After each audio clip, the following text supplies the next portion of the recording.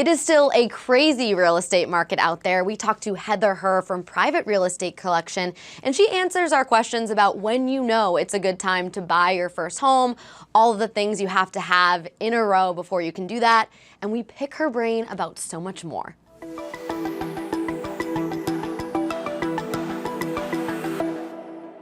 Heather, so many people feel a type of way in this chaotic real estate market right now. Yes. Let's just talk about the market in general. Okay. Sure. What's it like right now? What's it like for a first-time home buyer? A lot of people are scared of it, I would say. Real estate is constantly changing. We are not in a recession. People like to talk about that, but I would say that right now we're in a market that's pretty typical of real estate, which is takes a little bit longer to sell a house, takes a little bit longer to buy a house. What's some of the biggest questions you get? All right, some of the questions are, do you think interest rates are going to go up more? Okay, what's the answer to that? I do actually think they will. I think they'll come back down, and I think you can refinance, and there's a lot of ways to deal with that, and there's great programs out there. I'm not a financial, lender, but we have great connections with them. What makes Cincinnati different? Because obviously the tri-state area is, I've lived all over, but this area is very unique. I would say it's affordable, but it's still really competitive to try to get a home around here. And I think people are coming here because it is affordable. However, with that being said, it's all about location. So when someone says, I want to spend this much money in this neighborhood, I sometimes have to educate them on location because it is not as cheap as people think in some areas. So right. For like a regular person that's never owned a home before and wants to try to get one in this market, how do you know you're ready? How do you know you can even compete? The very first point typically is like, can you afford to buy a home? Talking with your lender, figuring out what you have saved, what your financing is going to look like, getting pre-approved.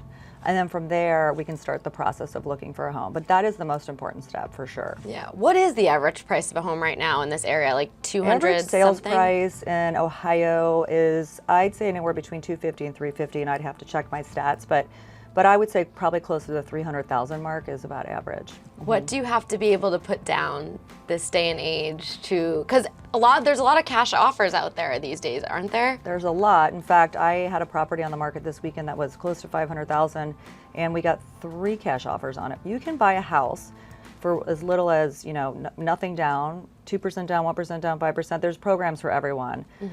We have clients that use what they call FHA financing, so it's just 3% down. So that's actually that's a program that works for many people. And then, but some of our clients like to put 20% or more down.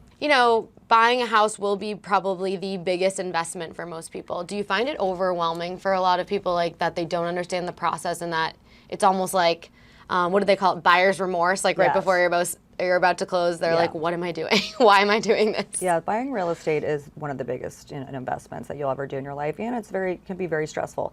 I have found that even my 10th time home buyer sometimes needs education on the process, where a first-time home buyer sometimes watches more YouTube or other channels to kind of learn the process, and there's a lot of information out there. But I would say having a good real estate agent on your side is very important, because even if you've bought a house before, things change all the time, Yeah. Is there a time where you're too young to buy a house, or like you shouldn't do that? Absolutely not. In fact, I have started talking about it with my girls. My youngest daughter is 15 right now. Okay. And they are always thinking about how can we make money. And I keep saying to them, when I go to sell a house, or I tell them like how much money someone makes on a sale, and I don't share personal information, but just like, typical scenarios, they're really blown away by that. Okay. To realize that there's a lot of money that can be made in real estate by just having property. So yeah, I don't think it's too young. I mean, as soon as they can have enough money, I think it's time. But they have to be able to afford to pay for the house too. That's the other thing. Yeah. Real estate is never going to go away, as far as being one of the best investments. So they always have to somewhere to live. And renting, you're losing money renting is not always terrible. So if I know someone's only going to be somewhere for a year, it makes no sense for the most part. That's what I want to ask you. How long do you have to be in a place for a home to be worth it? That's a great question. I used to think it had to be at least a couple years, but I have recently seen a couple of our clients buy something and resell within a year and still make money. Really? They didn't lose, because they didn't put a lot of equity into it, right? They got lucky. If they could do minor repairs or things to get the house update a little, but you have to be very careful because you could lose money that way. Because when you go to resell, you have to pay taxes, prorated taxes. You also have to consider real estate fees and transfer tax and things like that. So I think you really need to come up with your own personal goals. Like, do I want to buy a property so that I can make money? Do I want to buy a property because I'm going to stay in it forever? Where do I want to be in 10 years? Like, do I want to have a family? Like, things like that. So my advice would be trying to understand. I mean, it's hard to do that. Like, I ask myself that, where am I going to be in a year? But really try to think about, where will I, be in 1 year? Where will I be in 2 years? And then making a decision based on that too. Like, okay. So what if, just humor me here. What if you're not ready to buy a house? Like, you're not married, you don't have kids yet, but would you push someone to invest in real estate anyway? Is that a good way to spend your money right now?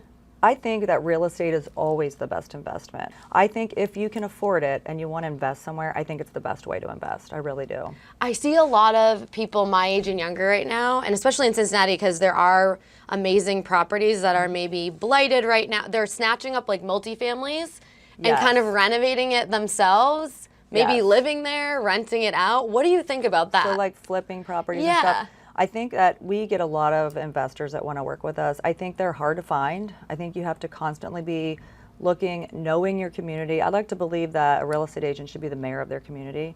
So knowing every single part of it. So where I live, I know if there are properties like that, and then I know who to call. I think investing can be tricky for a young person unless they have the money to do it. Okay. So knowing not to overpay, what to put into it, like how much money am I going to spend on this investment so that I can actually get the money back out of it. Right.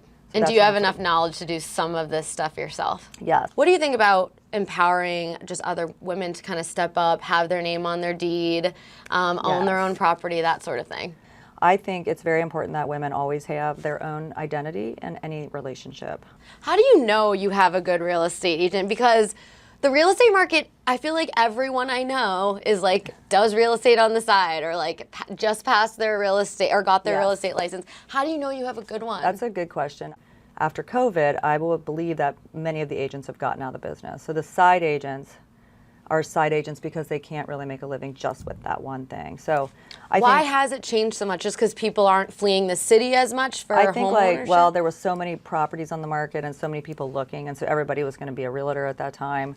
And I think it's back to the part which is it's hard business. It's learning how to like educate yourself on the market and knowing how to properly market a brand, or a house as a brand, Yeah. Give me a couple questions. Like, say I was going to interview a real estate agent. Okay. What are some maybe like 3 questions I should be asking them to make sure that I'm with the right person? These are good questions, yeah. I would ask them if they have a support staff. Do they have a team? We call it a team, but it could be a support staff in-house.